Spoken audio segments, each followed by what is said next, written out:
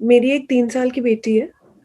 तो मेरा क्वेश्चन उससे रिलेटेड है कि अभी एक वीक पहले ही आपकी एक वीडियो आई थी कि बचपन में ही मेन कंडीशनिंग बच्चों की हो जाती है 15 साल की एज तक, you know what they learn, what they absorb from the environment. तो ऐसा क्या करें कि उनकी ग्रोथ एक पॉजिटिव फॉर्म में हो और किसी चीज को लेके कंडीशनिंग ना हो, पक्की कंडीशनिंग ना हो। Just encourage her to ask as many questions as possible. Let her question everything. बस ये सिखा दो उसको कि बचपन से ही क्वेश्चन पूछने से कभी पीछे नहीं हटना है, और जब भी वो कोई क्वेश्चन पूछे, give your 100% attention to her. Show genuine interest in her question, चाहे वो आपको मीनिंगफुल लगे या मीनिंगलेस लगे, चाहे इंटेलिजेंट क्वेश्चन लगे या फूलिश लगे, क्योंकि ये तो हमारा अपना पर्सपेक्टिव है जो हम बोलते हैं इंटेलिजेंट है, फूलिश है, जबकि बच्चों के क्वेश्चन एक्चुअल में इंटेलिजेंट होते हैं, क्योंकि वो कुछ भी पूछ लेते हैं. हमारे तो प्री कंसीव नोशंस होते हैं, जैसे ही कोई कुछ पूछता है एकदम से वहां से आंसर निकल करके आ जाता है, बट बच्चे किसी भी चीज को क्वेश्चन कर सकते हैं. So let her question anything and everything, जो भी उसके माइंड में आता है, और कभी भी उसके क्वेश्चन से भागना नहीं है. यानी कुछ भी पूछती है, अभी तो बहुत छोटी है आपकी जो डॉटर है, she is just 3 years old, but जैसे जैसे वो बड़ी होगी वो सब कुछ पूछेगी आपसे, एक एक चीज पूछेगी. तो जब भी वो पूछे तो आराम से बैठ करके एक एक चीज का जवाब दो, चाहे वो क्वेश्चन कितना भी अनकंफर्टेबल क्यों ना हो. और साथ साथ ये भी बताना है कि जो भी हम आपको समझा रहे हैं, that is coming from our own perspective, but you need to figure out कि what is the real answer. That is just a perspective. इसी क्वेश्चन को आप किसी और से पूछोगे तो हो सकता है आपको कोई और आंसर मिलेगा. तो वेरी गुड, मतलब जब भी वो क्वेश्चन पूछे तो अप्रिशिएट करो उसको. ये बिल्कुल उसका ऑपोजिट है जो यहाँ पे इंडिया में स्कूल्स में होता है, कि जब क्वेश्चन पूछते हैं तो मार पड़ती है. टीचर कहती है कि आपको क्वेश्चन पूछने के लिए नहीं बिठाया हुआ इस क्लासरूम में, आंसर देने के लिए बिठाया हुआ है. कायदे से क्या करना चाहिए कि टीचर को आंसर देना चाहिए, तभी उसको टीचर कहेंगे, तभी गुरु कहेंगे, और जो स्टूडेंट है उनको क्वेश्चन पूछना चाहिए. जबकि अगर देखा जाए तो हमारे एजुकेशन सिस्टम में इसका एग्जैक्ट ऑपोजिट होता है. टीचर क्वेश्चन पूछता है, या जो एजुकेशन सिस्टम है वो क्वेश्चन पूछता है बच्चों से, और बच्चों का काम है आंसर देना. इसको कंडीशनिंग बोलते हैं. So let her ask anything and everything. Let her put a question mark even on your strongest beliefs for that matter.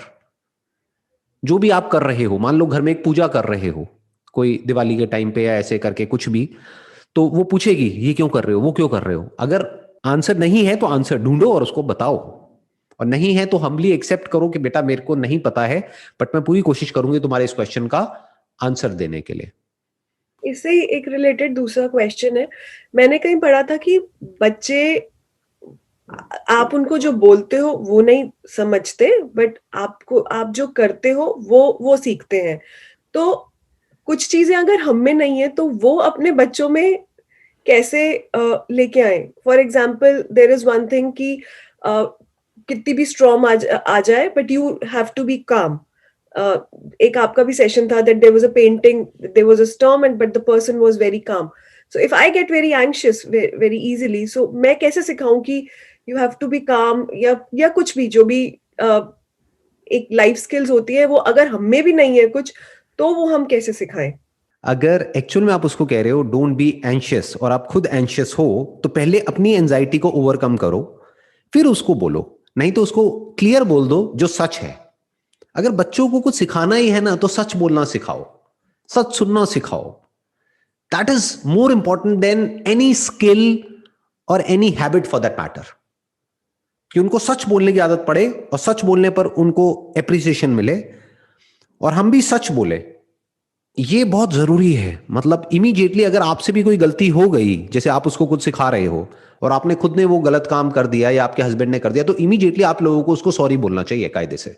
जैसे मेरी बेटी मेरे को टोकती है, मैं अपने फ्रेंड्स के साथ में जब फोन पे बात करता हूं तो एक आध वर्ड कोई ऐसा मुंह से निकल जाता है, तो इमीडिएटली उसकी आवाज आ जाती है पीछे से, पापा. तो मैं कहता हूं अच्छा सॉरी सॉरी सॉरी. कहने का मतलब है कि जो भी आप करते हो उसी से वो सीखते हैं बच्चे, इसमें कोई डाउट नहीं है.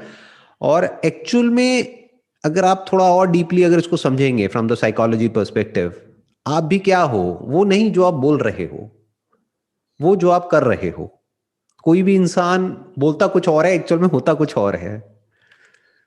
तो कोशिश करो कि अपने आप को जो आप कर रहे हो उस लेवल पे चेंज करो, और नहीं कर रहे तो एक्सेप्ट करो इस बात को, और अपने बच्चे को बताओ कि बेटे मैं तो नहीं कर पाई अपनी इस प्रॉब्लम को ओवरकम, हो सकता है तुम भी ना कर पाओ, बट हो सकता है तुम कर जाओ। डोंट टेल हर कि ये सही है ये गलत है। फॉर एग्जाम्पल स्मोकिंग है, तो आप अपने पर्सपेक्टिव से कहेंगे तो आप क्या सिखाएंगे बच्चे को? अरे बहुत बुरी चीज होती है, कभी हाथ भी मत लगाना, ये मत करना, वो मत करना, ये हो जाता है, वो हो जाता है। ये सब बोलने की क्या जरूरत है? उसको बताओ देखो इसके कुछ बेनिफिट्स भी हैं और कुछ नुकसान भी हैं, तुम्हारी मर्जी, तुम्हें पीना है पियो, नहीं पीना मत पियो। उन पे छोड़ो ना, तभी तो वो सोचेंगे, तभी तो उनका माइंड डेवलप होगा। हमारी स्पेशली इंडियन पेरेंट्स की प्रॉब्लम क्या होती है, ये हमारे नस नस में दौड़ रहा है कि हम बेसिकली एक अथॉरिटी की तरह एक्ट करते हैं अपने बच्चों के ऊपर। वी टेल देम ये करो ये मत करो, ऐसे सोचो ऐसे मत सोचो, ये सही है ये गलत है, जबकि हमने खुद नहीं फिगर आउट नहीं किया है। आइडियली क्या करना चाहिए? Let them ask and question anything and everything. जैसे एक हमारे घरों में डायलॉग बहुत चलता है इंडिया में कि भाई बड़ों के आगे ना बहस नहीं करते, बड़ों से सवाल नहीं पूछते, बड़ों को पलट करके जवाब नहीं देते। तो अगर कभी ऐसा कुछ आपके मुंह से निकल जाए तो बी अवेयर कि इमीडिएटली ये बात बोलो उस बच्चे को कि ऐसा कुछ नहीं है। बड़ा छोटा क्या होता है, कोई भी हो सामने वाला, अगर आपको उसकी बात समझ नहीं आ रही है या गलत लग रही है तो उससे पूछो, ढंग से पूछो लेकिन पूछो। अगर कोई भी बात किसी की भी समझ नहीं आ रही, डरने की जरूरत नहीं है किसी से भी। कोई भी है कुछ भी ऐसा कह रहा है जो तुम्हें समझ नहीं आता है तो पूछो, आस्क एवरीथिंग। कभी कभी जैसे हम उसे ऐसे ही बोल देते हैं सिली, तो वो भी हमको हमारी गलती पे बोल देती है silly mamma. So right, because of our conditioning एक बार को सुन के लगता है what, but then what you are saying goes with that. एक एक लास्ट चीज और, जैसे एक वो कहा जाता है कि बच्चों को सब कुछ मत दो, उनको स्ट्रगल करने की आदत होनी चाहिए, सब कुछ मत दो। मुझे ऐसा लगता है कि मेरा perspective, I don't know it's right और रॉन्ग, कि जब हम कर सकते हैं तो हम क्यों ना करें। जस्ट बिकॉज उनको कल को स्ट्रगल करना पड़ेगा, हम उन्हें आज ही स्ट्रगल करने दें कि हम भी तुम्हें नहीं देंगे, तुम स्ट्रगल करो, क्योंकि हो तुम्हें आगे के स्ट्रगल के लिए रेडी रहना है। मतलब ये मेरे अंदर एक थोड़ा कॉन्फ्लिक्ट रहता है कि इजीली क्यों ना दें, जब हम दे सकते हैं कोई चीज इजीली बच्चों को तो क्यों ना दें। कोई भी चीज अगर हमको थोड़ी सी स्ट्रगल करके मिलती है ना तो उस चीज की इंपॉर्टेंस होती है हमारे लिए। जैसे फॉर एग्जाम्पल आपका बच्चा भूखा है और फिर उसको खाना मिल रहा है तो उस खाने की इंपॉर्टेंस है उसके लिए, नहीं तो खाने की इंपॉर्टेंस खत्म। आजकल ये मैं बहुत देख रहा हूं अपने आसपास में, अपनी फैमिली में, फ्रेंड सर्कल में, बच्चों को ठूस ठूस करके खिला रही हैं जो माएँ हैं, इवन बाप फॉर दैट मैटर बहुत जगह पर। अब क्या होता है कि बच्चा टीवी देख रहा है, टीवी में कुछ लगा दिया है या लैपटॉप में या मोबाइल में, ताकि बच्चे का ध्यान वहां लगा रहे, और बस खिलाना है उसको किसी तरीके से। जितना हमारे माइंड में बैठा हुआ है कि इतना खिलाना चाहिए, तो किसी भी तरीके से वो खिलाना है। तो क्या ये अच्छा है उस बच्चे के लिए लॉन्ग टर्म में या बुरा है? क्या इसको प्यार कहते हैं या इसको हिंदी में अगर बोलूंगा तो मोह कहते हैं, डिल्यूजन। इसको हम प्यार समझ रहे हैं बट ये प्यार नहीं है। प्यार वो होता है जो सामने वाले के भले के लिए हो, नॉट जो हमको अंधा कर दे और उसका भला और उसका बुरा देखने ही ना दे। बायोलॉजिकली आप किसी भी साइंटिस्ट से पूछेंगे, किसी भी डॉक्टर से पूछेंगे कब खाना चाहिए, कितना खाना चाहिए, ये बच्चे ज्यादा अच्छे से जानते हैं। बट हम क्या करते हैं, उनकी इस डिफॉल्ट सेटिंग को ही खराब कर देते हैं। जब बच्चे को भूख लगेगी तो बच्चा रोएगा, खाना मांगेगा, उस वक्त दो, उतना ही दो जितना बच्चा मांग रहा है। अगर वो मान लो नहीं मांगता है खाने के लिए या नहीं मांगती है तो उसके पीछे कोई ना कोई वजह होगी ना। इसका मतलब अंदर से उसकी तबीयत खराब है। जैसे जानवरों को बारीकी से ऑब्जर्व करो, जब भी उनकी तबीयत खराब होती है वो खाना पीना कम कर देते हैं या छोड़ देते हैं एक दो दिन के लिए। क्यों? क्योंकि नेचर ने मैकेनिज्म हमारे अंदर फीड किया है। बट हम क्या करते हैं, जब तबीयत खराब होती है, अरे और खिलाओ, ताकत आएगी इसमें। ताकत नहीं आएगी, ताकत सारी जो है, जो एनर्जी है, वो उस खाने को डाइजेस्ट करने में लग जाएगी, जबकि वो एनर्जी चाहिए थी उस बैक्टीरिया से, उस वायरस से, या जो भी बीमारी है उससे लड़ने के लिए। तो इम्यूनिटी को हमने और गिरा दिया, उठाया नहीं है खिला करके। तो बच्चे की अपनी जो इंटेलिजेंस है उसको हमेशा बचा करके रखना है। वो उस बच्चे के लिए अच्छा है लॉन्ग टर्म में। तो कभी भी जबरदस्ती कुछ नहीं देना है, ना जबरदस्ती कुछ खिलाना है। That is one. टू, कि अब कोई बच्चा जिसके लिए खिलौने की इंपॉर्टेंस है, उसकी लाइफ बेटर है, या ऐसा कोई बच्चा जिसके लिए खिलौनों की कोई इंपॉर्टेंस ही नहीं है, जो खिलौनों से बोर हो गया है। उस जिसके लिए बच्चे की लाइफ में बचा क्या? सोचो, एक बच्चे के पास में खिलौने ही तो हैं। अगर हमने एक्सेस में उसको वो खिलौने दे दिए और सब तरफ से सब रिलेटिव्स ने प्यार के नाम पे खिलौनों से भर दिया उस बच्चे का कमरा, तो अब वो बच्चे को एक्साइटमेंट ही नहीं होता उसको कोई नया खिलौना मिलता है तो, क्योंकि ऐसा कोई खिलौना है ही नहीं जो उसके पास में ना हो। क्यों? क्योंकि हम अफोर्ड कर सकते हैं। तो हमने क्या किया, उस बच्चे के अंदर जो एक एक्साइटमेंट नाम की चीज होती है, जो छोटी छोटी खुशियां हमको मिलती है जब हमको कुछ मिलता है, उसका ही हमने मर्डर कर दिया एक तरीके से, उस खुशी को ही मार दिया। इसलिए बच्चे के अंदर जो चीजें हैं, जो भी कुछ है, उसकी इंपॉर्टेंस होना बहुत जरूरी है। अब इसका मतलब ये नहीं है कि हम बच्चे को कुछ दे ही ना, कि वो मांग रहा है और ना दें। आप समझ गए? दोनों में फर्क समझ गए? एक एक्सट्रीम हमारा माइंड क्या सोचता है कि बिना मांगे ही सब कुछ दे दो, तो क्या होगा, उसके लिए चीजों की इंपॉर्टेंस खत्म। दूसरा है कि वो मांग रहा है और आप दे सकते हो और आप नहीं दे रहे हो, ये गलत है। दे सकते हो तो दे दो, बशर्ते कि वो उस बच्चे को हार्म नहीं कर रहा है किसी तरीके से, बट उस बच्चे की खुद के अंदर से आ रहा है और वो मांग रहा है, not out of your own guilt कि भाई मेरे पास में और मेरे हस्बैंड के पास में टाइम तो होता नहीं है, हम अपना काम में लगे रहते हैं, अब हम इतना कमा रहे हैं, थोड़ा सा बच्चे को दे देते हैं तो वो कॉम्पेंसेट हो जाएगा। ज्यादातर लोग इस वजह से गिफ्ट देते हैं अपने बच्चों को, जबकि उस बच्चे के लिए टाइम ज्यादा इंपॉर्टेंट है। आप उसको मत दो ना टॉयज, बट उसके साथ में टाइम स्पेंड करो। सिर्फ आप ही नहीं, आपके हस्बैंड भी, आपकी फैमिली, सब लोग मिल करके इकट्ठे इस तरीके से टाइम स्पेंड करो जब ना कोई मोबाइल फोन हो आपके पास में, आपके हस्बैंड के पास में, उस बच्चे के पास में, ना कोई गैजेट हो, ना कोई टॉय हो, बस आप तीनों हो। कुछ दिन इस तरीके से स्पेंड करके देखो, वो बेटर है या ये खिलौने बेटर हैं, चीजें बेटर है। ऐसे हमको समझना होता है from the stand point of a parent who is genuinely loving, who is genuinely caring for the child, कि उनको एक्चुअल में दे आर कंसर्न कि इस बच्चे का फ्यूचर अच्छा होना चाहिए। उसके लिए अगर मैं भी बुरी बनती हूं तो कोई बात नहीं, मैं बनने को तैयार हूं।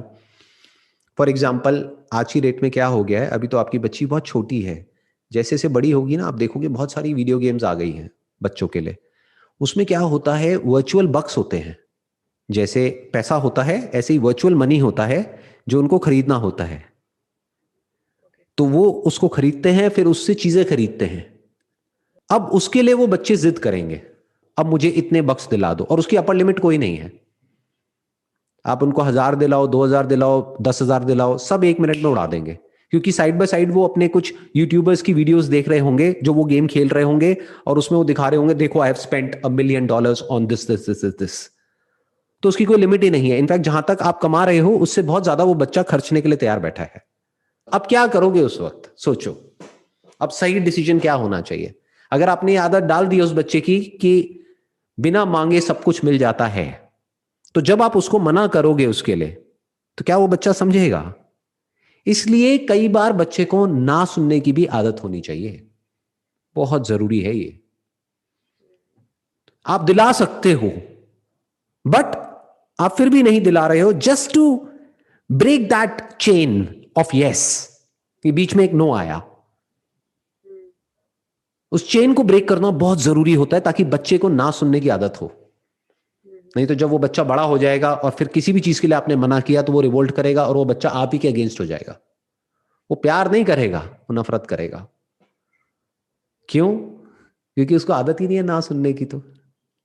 तो इसका क्या सोल्यूशन है? जैसे जैसे बच्चा बड़ा होगा उसकी पॉकेट मनी शुरू कर दो, तो उससे क्या होगा, उसको पैसे की इंपॉर्टेंस भी समझ आएगी।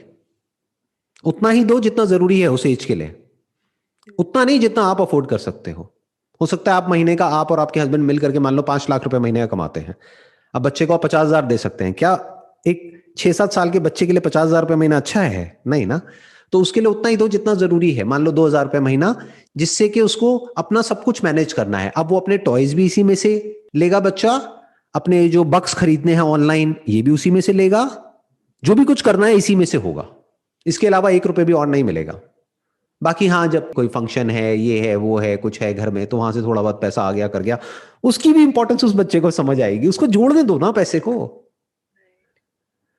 उसको बोलना है कि तेरे को ये लेना है, नो प्रॉब्लम, ले अपने पैसे जोड़ो। उसको सेविंग सिखाओ, उसको पैसे को मैनेज करना सिखाओ, उसको पैसे की इंपॉर्टेंस सिखाओ। क्योंकि अगर ये सब उसको नहीं आएगा तो कब आएगा? इसी को कंडीशनिंग बोलते हैं। इसीलिए मैं कहूंगा कि जो मिडिल क्लास में जो कंडीशनिंग होती है, I am basically from a middle class background, जो कंडीशनिंग होती है पैसे को लेकर के, वो एक मायने में बुरी होती है, लेकिन एक मायने में बहुत अच्छी होती है। क्यों? क्योंकि हमको पैसे की इंपॉर्टेंस पता होती है। हमको ये पता है कि पैसा मतलब क्या, कि जब वो 10 रुपए मिलता था मेरे को, तो वो उसकी क्या इंपॉर्टेंस होती थी वो मुझे पता है। Right right. कि जब आता था तो मैं कैसे उसको सेव करता था, कैसे अपनी गुल्लक थी उसमें पैसे इकट्ठे करता था, फिर तोड़ता था, फिर उसमें से कुछ लेता था। तो I understood the importance of money at a very young age. तो आज भी मेरी कंडीशनिंग है, आज अगर मेरे को खर्चना है तो आई ऑलवेज लुक एट कि इसकी वैल्यू है या नहीं है। ये नहीं कि मेरे पास में है तो सही, ले लो ना, क्या फर्क पड़ता है, ऐसा नहीं जी।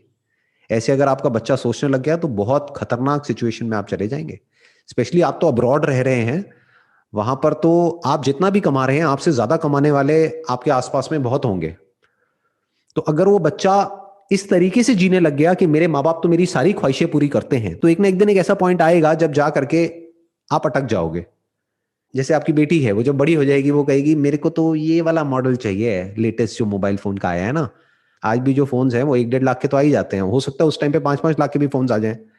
तो उसके दोस्तों के पास में हो, अब वो आएंगे आपके पास में, अब वो आएगी आपके पास में, मेरे को ये 5 लाख का फोन चाहिए। प्लस वो आएगी कहेगी मेरी फ्रेंड के पास में ये वाले शूज हैं, LV के शूज हैं, मुझे भी चाहिए। तो कहीं तो ना बोलना पड़ेगा ना। तो उसको ना सुनने की ये जो आदत है, ये अभी से डालनी पड़ेगी, तभी आगे जाकर के उसको बहुत बेनिफिट होगा लाइफ में।